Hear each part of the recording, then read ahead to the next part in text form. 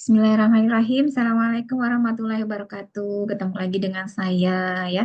Di video sebelumnya kita sudah belajar bagaimana mencari jurnal yang terindeks Scopus menggunakan abstrak. Nah, sekarang gimana caranya membuat abstrak kalau kita baru punya data gitu ya. Nah, sekarang kita sebelah kiri, layar sebelah kiri ada data, layar sebelah kanan kita akan membuat abstrak dari data ini ya. Nah, sekarang kita atur dulu ini jenis fontnya dengan Times New Roman, ukuran fontnya 12, kemudian rata kanan kiri, dan spasi 2.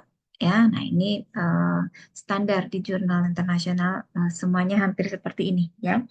Kemudian kalau baru punya hasil seperti ini, kita bisa isi di resultnya ya.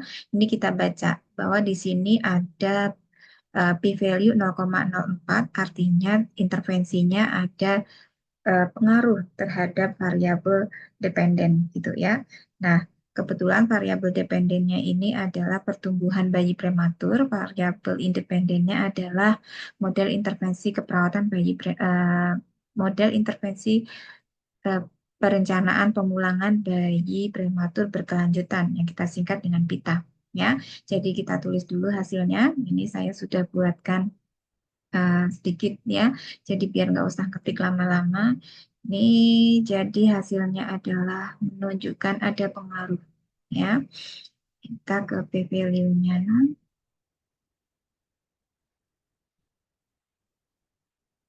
Misalnya ya, sudah kita tulis seperti ini, p-value-nya sama ya. P-value-nya 0,04 ya, 0,04. Kemudian odds rasionya 9,8.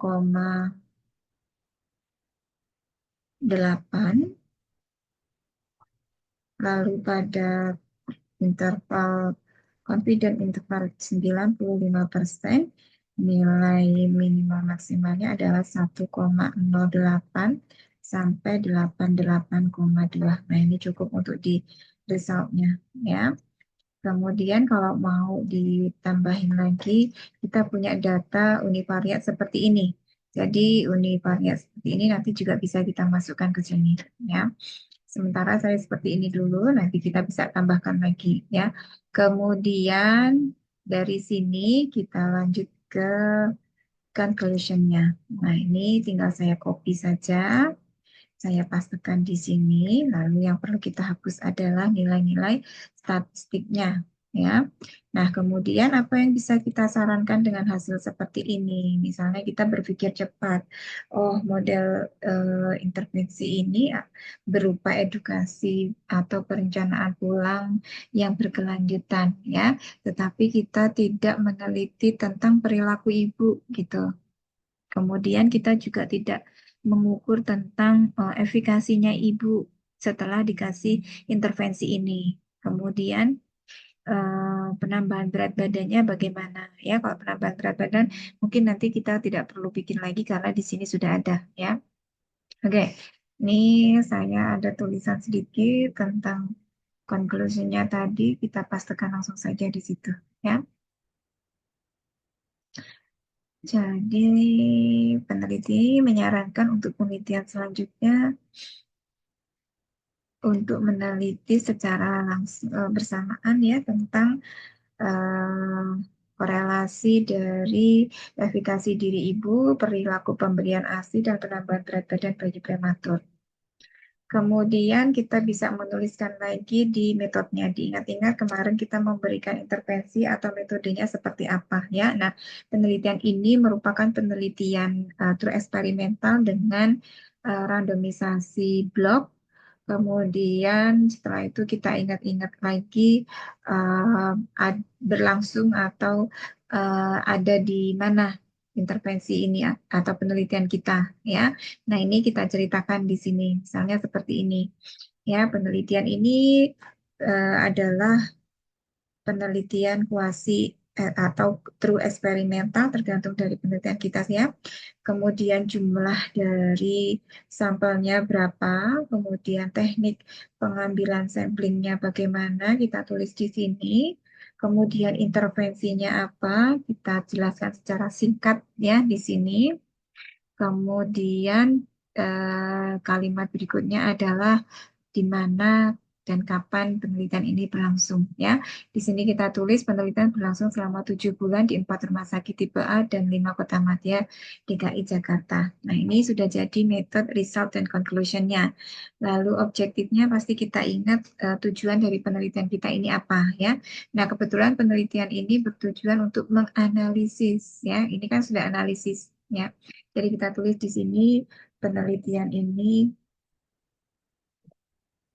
bertujuan menganalisis menganalisis pengaruh model intervensi keperawatan kita terhadap pertumbuhan bayi prematur. Kita copy pastekan di sini. Nah, jadi ya, nah backgroundnya kita harus berpikir cepat.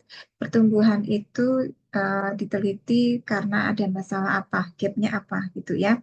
Nah, kebetulan di sini kita ada masalah yaitu triple burden di Indonesia, kemudian penyebab eh, stunting adalah bayi prematur, kemudian bayi prematur lama dirawat di rumah sakit, perlu perencanaan pulang, tetapi tidak berhenti pada saat bayi dipulangkan dan harus berlanjut sampai bayi ini dirawat di rumah sehingga nanti tidak mengalami gagal tumbuh, dampak dampak jangka panjangnya tidak mengalami stunting.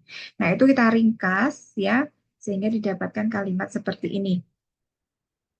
Indonesia mengalami triple burden yang salah satu penyebabnya adalah bayi prematur yang sejak lahir dirawat di rumah sakit. Perencanaan pulang yang berkelanjutan diperlukan untuk menjaga kesehatan bayi prematur agar bayi tidak mengalami gagal tumbuh sehingga terhindar dari stunting. Ya, nah kemudian untuk di judulnya itu kita bisa ambil variabel-variabelnya ya, di mana variabel independennya adalah model intervensi keperawatan PITA. Kemudian variabel dependennya adalah, maaf, pastanya kebanyakan ya. Model intervensi keperawatan vital. Variabel dependennya adalah pertumbuhan bayi prematur. Kemudian apa namanya? Tujuannya adalah um, mencegah stunting di Indonesia ya. Jadi ini sebagai upaya pencegahan stunting di Indonesia. Nah, lalu kita rapikan ya. Di sini kan kita tadi mau menganalisis pengaruh atau dampak ya. Jadi di sini kita tulis pengaruh model intervensi keperawatan PITA. Keperawatan PITA itu kita panjangin dulu. Eh, Perencanaan pulang bayi prematur berkelanjutan ya atau PITA singkat di sini. Komanya kita hapus. Nah, kita ganti dengan terhadap pertumbuhan bayi prematur. Komanya kita hapus sebagai upaya pencegahan stunting di Indonesia. Nah, kemudian terakhir adalah keywordnya. Keywordnya kita ambil satu-satu dari judul ini, ya. Jadi variabel-variabelnya. Di sini kita cari adalah perencanaan pulang. Kita bisa highlight, copy, taruh di sini. Kemudian ada apa lagi di judulnya ya? Pertumbuhan bayi prematur, pertumbuhan dulu ya karena ini di sini kita paste lagi. Lalu bayi prematur, kemudian dampak yang mau kita hindari adalah stunting ya. Nah, minimal kita sudah punya 4 ya, 1, 2, 3, 4 keyword yang bisa kita uh, tulis di sini yang sesuai dengan penelitian kita. Nah, ini sudah jadi abstraknya. Selamat mencoba teman-teman semua. Selamat pagi, siang, malam. Selamat menulis. Assalamualaikum warahmatullahi wabarakatuh.